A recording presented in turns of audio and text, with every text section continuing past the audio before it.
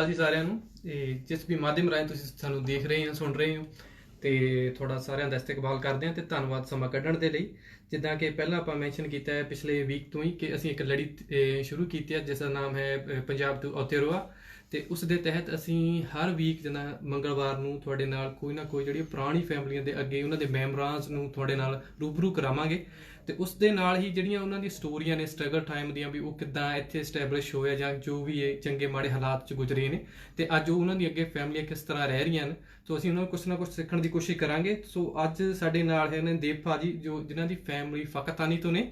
ਸੋ ਅਸੀਂ ਰੂਬਰੂ ਕਰਦੇ ਹਾਂ ਸਮਾਂ ਨਾਲ ਥੋੜਾ ਗਵਾਉਂਦੇ ਹੋਏ ਤੇ ਆਪਾਂ ਗੱਲਬਾਤ ਸ਼ੁਰੂ ਕਰਦੇ ਹਾਂ। Over to you Bhai. Thank you. ਸ਼ੁਕਰੀਆ, ਥੈਂਕ ਯੂ। ਹਰਜੋਤ ਹੋਣਾ ਨੇ ਪਿਛਲੇ ਹਫਤੇ ਖਾਸ ਕਰਕੇ ਪੰਜਾਬ ਤੋਂ ਆਏ ਹੋਏ ਸਾਡੇ ਜਿਹੜੇ ਪੰਜਾਬੀ ਨੇ ਇੱਥੇ ਉਹਨਾਂ ਦੀ ਗੱਲਬਾਤ ਕੀਤੀ ਸੀ। ਬੜੀ ਇੰਟਰਸਟਿੰਗ ਗੱਲਬਾਤ ਸੀ ਜਿਸ ਦੇ ਵਿੱਚ ਖਾਸ ਕਰਕੇ ਉਹਨਾਂ ਨੇ ਕੀ ਮਾਹੌਲ ਸੀ ਉਸ ਸਮੇਂ ਦਾ, ਕੌਣ ਪਹਿਲੋਂ ਆਇਆ, ਕਿਉਂ ਆਇਆ, ਕਿੱਥੋਂ ਚੱਲ ਕੇ ਆਇਆ, ਇਹ ਸਾਰਾ ਕੁਝ W.H. ਮੈਕਲਾਉਡ ਨੇ ਵੀ ਕਵਰ ਕੀਤਾ। ਤੇ ਫਿਰ ਕਿਤਾਬ ਜਿਹੜੀ ਸੀਗੀ ਭੁੱਲਰ ਅੰਕਲ ਜਿਹੜੇ ਨੇ ਉਹਨਾਂ ਨੇ ਜਿਹੜੀ ਖਾਸ ਕਰਕੇ ਕਵਰ ਕੀਤੀ ਸਾਡੇ ਨਾਲ।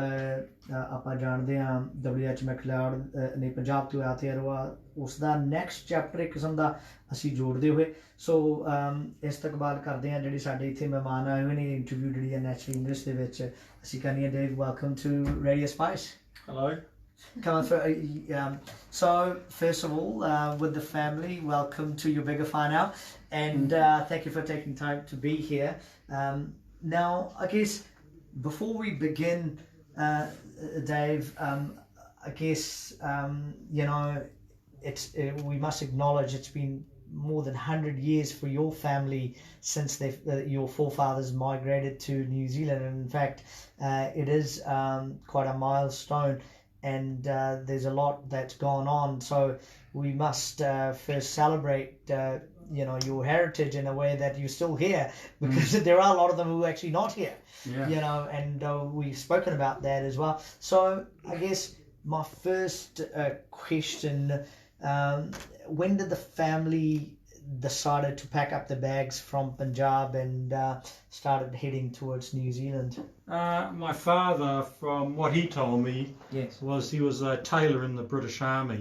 Right. And because from his area, Punjab Bandala, Yes. there were 6 of them that came to New Zealand, really.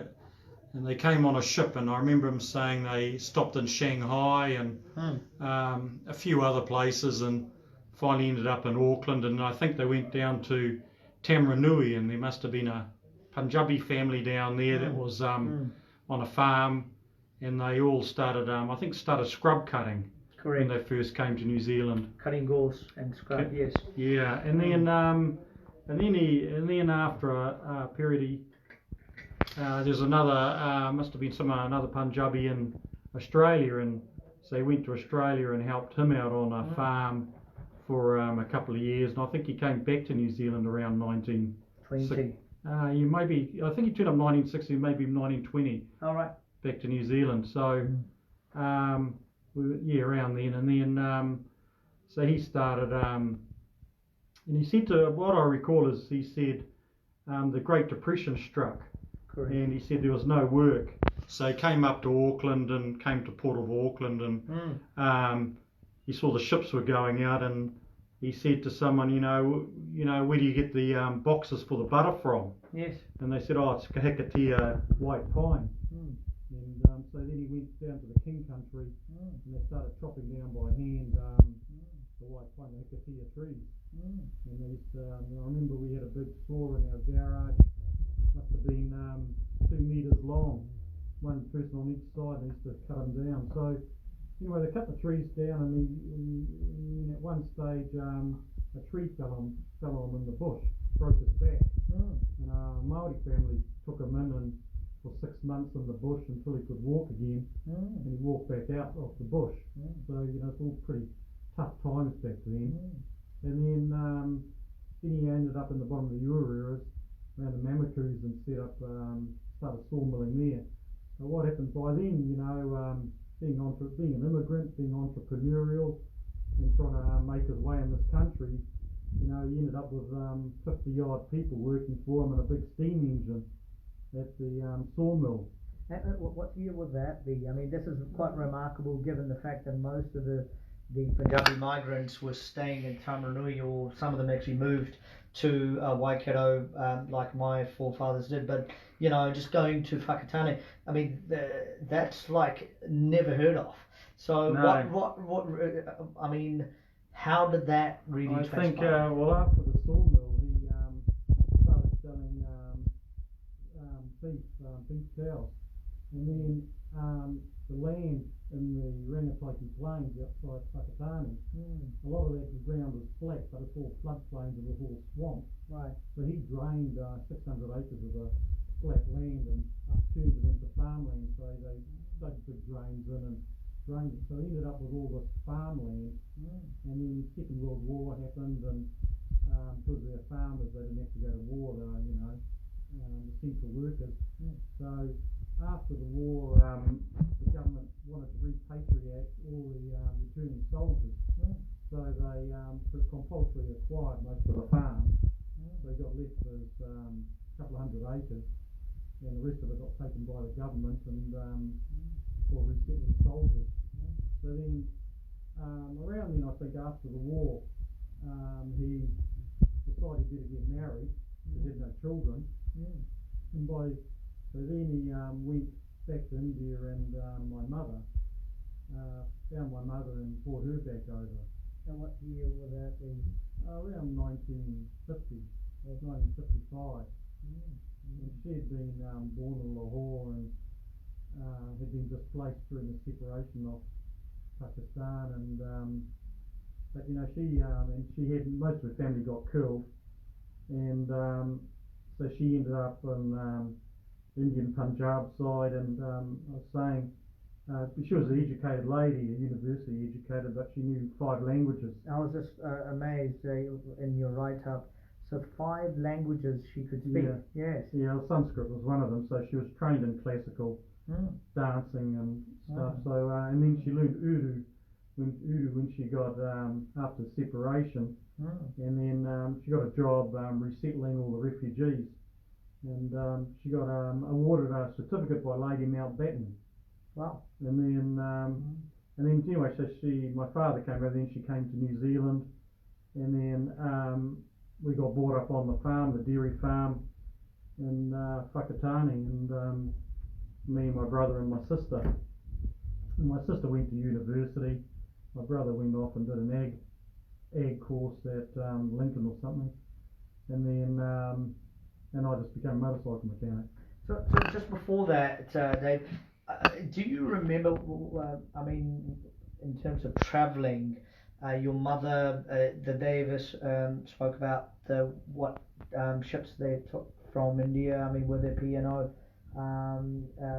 What kind of journeys did they speak about? No, I got a funny enough, I got a certificate on.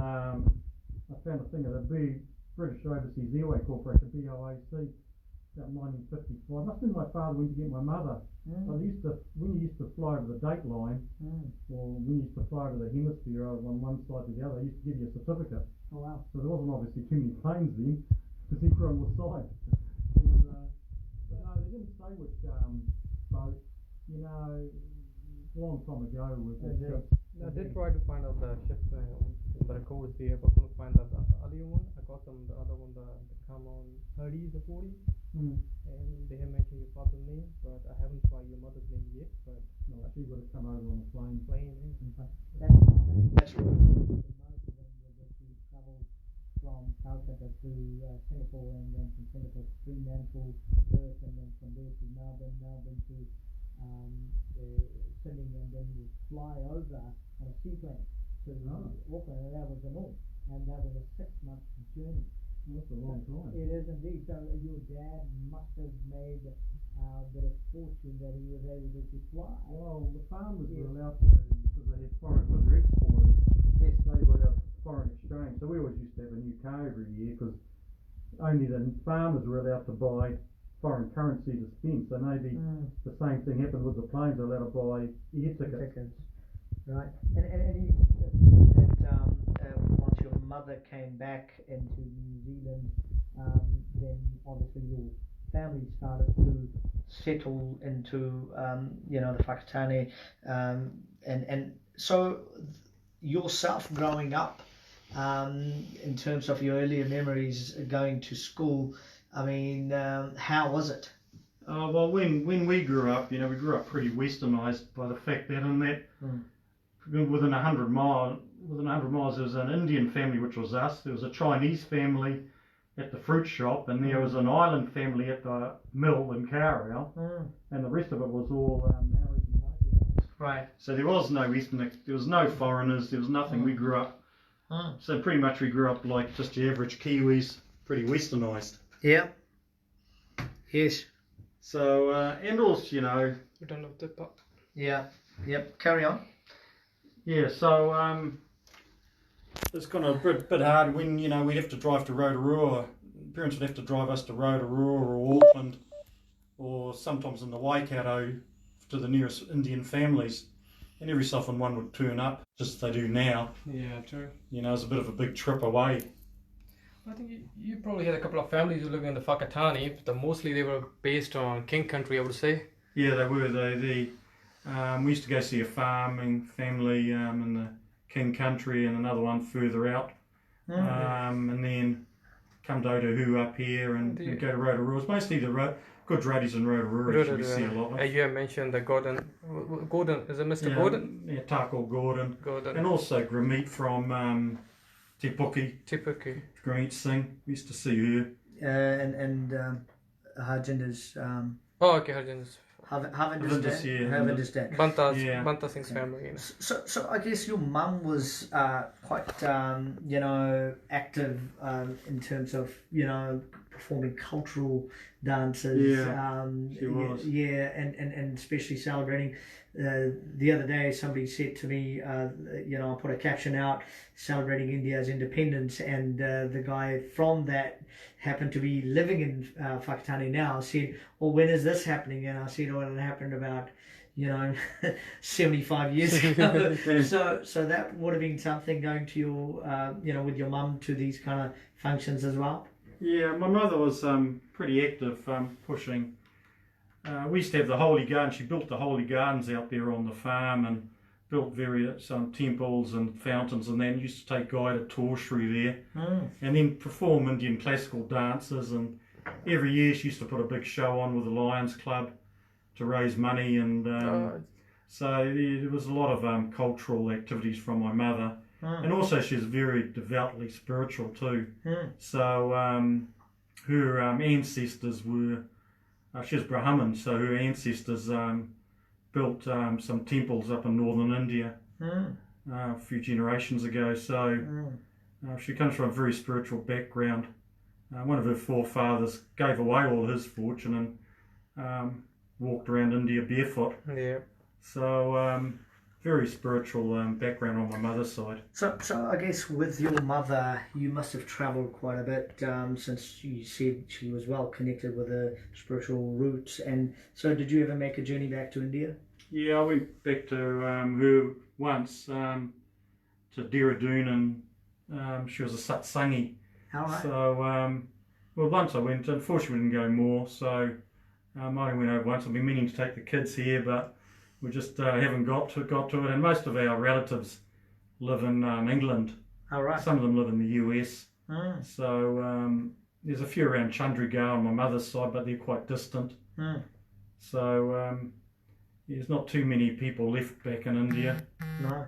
So I guess going back to yourself growing up through getting education and then starting your own business, there are a lot of pictures, photos of you and your brother running a business as well. Yeah. And then, I mean, I got to know that the rental, you know, the good old video rentals was started by you guys as well. So tell us, how did that... Well, my mother, when she came back from one of her trips from India, yeah, she used to always stop through Hong Kong or Singapore. And I think she'd been through Hong Kong, and so she said, "Oh, I saw these things you put on this machine and on your TV comes on movies." Yes. You know, and back then that was quite a big thing. And we said, "What are those called?" She goes, "Oh, called videos." So then we rang around and we found a video machine, cost us $3,000 back then. It was as big as a suitcase. And we opened up the third, with third people in the country to put videos in. So we put them in, and then I went, we used to have a record shop and a clothes shop, me and my brother. And then I went to the States for a year and worked in video there. And then when he rang me and said, oh, you better come back, the videos gotten so big in the record store, we got to open up a video store. So we didn't know too much about business, so we opened up a video store, and you know, and then we're selling all the video machines. And it's quite funny, you know, I said to my brother one day, I said, you know, we've been selling these video machines for 2 months, and we've always got $60,000 in the bank because we don't have to pay for them until the 20th of the month following. Yes. And I said, I've worked out $60,000 is enough to open up another shop. Right. So we went and opened up another shop, so suddenly we doubled up the amount of cash we had. Right. So then we just kept opening up shops, and we had about, we had 50 in the franchise buying group in the end, and we had about 10 company-owned ones. So we at one stage were the biggest private investors in video in New Zealand. And what year would that be? I mean, this is quite back 1982 we started. Yes. And went through to the 2000s, but we're top 5 purchasers of videos in New Zealand and top 10 in records, because yes, have record stores as well. So we had quite a busy little retail group there, and you know, we got into property as well, because you know, we started investing surplus cash into property. So we ended up, me and my brother, by our mid-20s, I think like by late 20s, me and Deers had like, I don't know, something like 15 commercial buildings around the central North Island. So we're very successful at a young age. And due in no small part to my mother and my father, you know, because she was an immigrant, they're immigrants, they used to push our aspirations up. You know, you got to do well, you know, you got to push up against the odds, because you know, when you're a minority in any country, not just New Zealand, you know, you've got to actually be that much better and work that much harder just to get ahead, or to level peg with the people of that country. So, you know, we you know, I was telling the kids on the way out, you know, we used to get a lot of adversity. You'd have people from the local white businessmen call me into their shop, say, hey, don't take us on, we'll cut your throats, you know. So we used to get called in, you know, saying, you know, we run this town, you guys know your place. So you know, you get all that stuff and you just ignore it because you don't know any better anyway, especially when you're young. So if you were cutting down the video rental business, you actually had like a life threat coming before. I find that quite fascinating. So I guess, I mean, 50 stores, that's incredible. You know, that's quite a size. And I guess your mum must have seen you guys, you know, go through this, and what were her thoughts? And you know, I guess no, she was pretty happy and pretty proud of us. My father was, you know, an old farmer, so he just said, be happy with what you got and don't you know, why are you doing all this? And my mother, on the other hand, you know, she was quite an astute businesswoman, my mother. And she, you know, the main thing with her is, I was saying to my kids, you know, she used to push our aspirations up, you know, and you felt, because we're also Indian, you felt like you couldn't disappoint your parents. You know, that's the good cultural side of being Indian, that there's a strong, you know, that you do the right thing. And also my father, you know, he was dead honest and had a reputation for being a very honest cattle dealer, dairy farmer. And well respected because of that. And my mother, being spiritual, you know, we got brought up with good personal ethics and values, and sometimes, you know, you don't get ahead as fast, but I think those kind of things shape you as a person, that background and heritage. And I think you know, what doesn't kill you makes you stronger. So we've had to battle our way through, and even now, you know, I still feel sometimes on the back foot because of my heritage, but you know, if you work harder and you work smarter, you know, that's how you prove yourself. You'll get through it. And Dave, I guess spending time with your mum and dad, obviously they would be conversing in Punjabi with each other, I guess. So was that the case? Or? They did. We used to know Punjabi, but unfortunately, when we went to school, we decided we'd only go down to one language because we were speaking Punjabi at school, and we couldn't. When we were getting taught, we'd come out with Punjabi words. So, Yes. yeah, so not so much. My father wasn't, not so much. My mother did. But yeah, you know, we've got, unfortunately, that part's been lost to the thing, which is probably not a good thing, really. And I guess coming through with that journey now that this year, you know, from 1920 onwards, I mean, of course, we spoke about 1916 when you first initially arrived into New Zealand, and now, you know, into 2020, it's about 100 years. So it's quite a long legacy, you know, and now you've got the kids. We'll be speaking to them very shortly. But I guess I wanted to hear from you, Dave, like being of a Punjabi, you know, background, heritage, how did that play out in your journey, you know, up to this point? Yeah. I think, as I said, you know, you've got cultural values there, and you know, we're very strong family values, even with my wife and my two kids. You know, I think that plays through. You know, you're very strong to the family values. You put your children first, you know, you put yourself out for them. You know, probably a bit more Western world's a bit more self-centered, as you know, they put themselves as well first before their kids. So I think the family values is probably the main thing that shaped us, and also, you know, doing the right thing and being quite honest and transparent. I think those also shape you as a person. But also, and I think also, as I said, being a minority, it probably makes you tougher and stronger. And you know, you learn resilience, and you learn to keep pushing, and you don't take no, or people say, "Oh no, you can't do this or you can't do that." I get that all the time, even now. You know, and I think, some people have got their own agenda, some people don't know any better, but you just think, you know, I'll forge my own path and you know, do as well as I can. And you know, I'm grateful that my father did settle in New Zealand. You know, when I was young, I went and lived in America, and I thought, oh, you know, New Zealand's a bit boring and all that.